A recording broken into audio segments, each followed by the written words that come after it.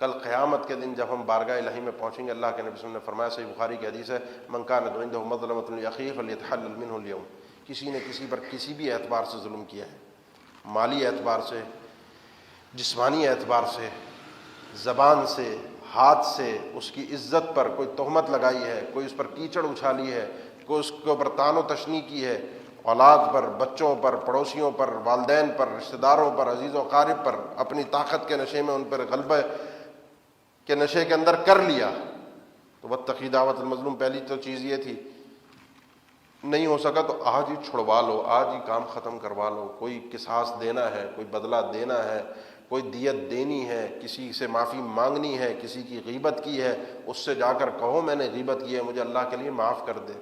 کسی کے اوپر بہتان لگایا تھا، مجھے پتہ ہے میں نے بہتان لگایا تھا، کسی کی عزت کو میں نے اچھالا تھا، کسی کے بیٹے پر، کسی کی بیٹی پر نا انصافی کرتے ہوئے صرف اپنے نفس کی تسکین کے لیے حسد کی آگ میں جل کر میں نے اس کے بچے اور بچیوں پر الزامات لگائے تھے کہ اس کا فلاں گھر میں رشتہ نہ ہو، اس کی فلاں جگہ عزت نہ ہو، میں نے کام کر لیے تھے، آج اگر مجھے سمجھ میں آتی ہے آج ہی اٹھ کر جاؤں اور اس سے اپنے آپ کو آزاد کروا لوں، جو دے سکتا ہوں وہ دے دوں۔ کیوں؟ اللہ کے نبی صلی اللہ علیہ وسلم نے فرمایا اس سے پہلے کہ وہ دن آ جائے کہ اللہ یکون ہناک درہم ولا دینار، کہ جہاں پر کوئی درہم اور دینار نہیں ہوگا تبادلے کے لیے، جس کا مال دبایا تھا، جس کا حق دبایا تھا، جس کے پیسے روکے ہوئے تھے، جس کے گھر پر میں قابض تھا، جس کی وراثت کے حق کو میں دبا کر بیٹھا ہوا تھا، بہن بھائی تھے، سب تھے، والدہ دنیا سے رخصت ہوئے، گھر پر میں اکیلا رہتا رہا 20 سال 25 سال، دکان پر کاروبار پر میں قابض رہا 20 سال 25 سال، اب 20-25 سال بعد بھی اگر وہ بہن بھائی تقاضا کرتے ہیں تو اب بھی میں نہیں دیتا، یا دیتا ہوں تو چلو ٹھیک ہے، لیکن یہ 20-25 سال جو مفت میں رہا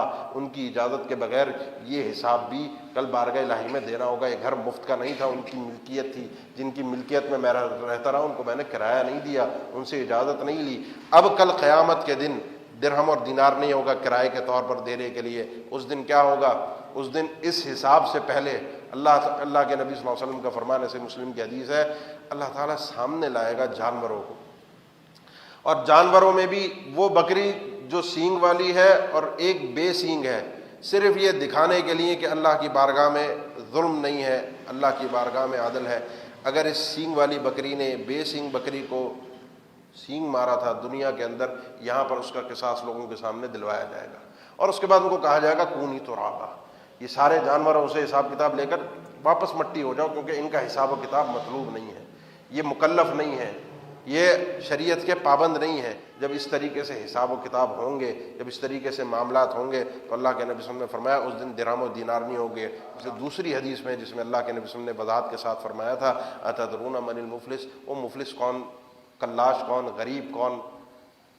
ہے نا؟ ہمارے ہاں تو غریب آدمی، کلاش آدمی، بے حیثیت آدمی وہ ہے جس کے پاس جیب میں پیسہ نہیں ہے، جس کی جائیدادیں نہیں ہیں، جس کے پاس بڑی سواری نہیں ہے، جس کا بینک بیلنس نہیں ہے، جس کو کوئی سنتا نہیں ہے، جس کی طرف کوئی دیکھتا نہیں ہے۔ اس سے بڑا غریب کلاش مفلس اور کون ہوگا؟ وہ حاجی صاحب ہیں، وہ نمازی ہیں، وہ روزے دار ہیں۔ حدیث کے الفاظ ہیں کہ یہ آدمی اپنی نمازیں، جو آپ اور میں نمازیں پڑھ رہے ہیں نا، جو میں نے جملہ ایک کہا تھا کہ آج نپٹا لیں، نہیں تو ہم سے بڑا کوئی مفلس نہیں ہوگا، آج اس قضیے کو حل کر لیں، کسی کے اوپر ظلم کیا آج نپٹا لیں، نہیں تو مصیبت کیا پڑے گی؟ مصیبت یہ پڑے گی کہ جو صبح کو میں سردیوں کے دنوں کے اندر نماز فجر کے لیے تکلیف کے ساتھ اٹھتا ہوں نا، وضو کرتا ہوں، مسجد چل کے آتا ہوں، میں جو روزہ رکھتا ہوں 12-14 گھنٹے گرمیوں کے اندر بھوکا پیاسا رہتا ہوں، میں جو زکوٰۃ دیتا ہوں، میں جو حج پر گیا، میں جو عمرے پر گیا، میں نے جو جتنی خیرات کی، وہ جو لوگوں کا مال دبایا ہوا تھا نا، میں نے جو جملہ کہا تھا، لوگوں کا پیسہ دبا کر، وراثت کا، کاروبار کا، کام کاج کا، اپنے معاملات کے اندر، اپنے کام کاج کے اندر، اپنے ماتحت لوگوں کی تنخواہ دبا کر میں صدقات اور خیرات کرتا رہا، پھر یہ سب چیزیں، یہ ساری نیکیاں ان لوگوں کے اندر تقسیم ہوں گی۔ اس کی نمازیں بھی، روزے بھی، زکوٰۃ بھی، حج بھی، کیونکہ لوگ کھڑے ہوں گے، قد ضرب ھذا وقد اکل مال ھذا وقد شتم ھذا، یہ تینوں الفاظ ہیں، اس نے مال بھی کھایا ہے، اس نے مارا بھی ہے، ہاتھ بھی استعمال کیا، جان پر بھی ظلم کیا، عزت پر بھی کیا، اور کسی دوسرے شخص کے اوپر پوری طریقے سے قابض رہا، اس کے جان، مال اور عزت پر حملہ آور ہوتا رہا۔ یہ تینوں الفاظ اسی حدیث کے اندر ہیں، مال بھی کھایا،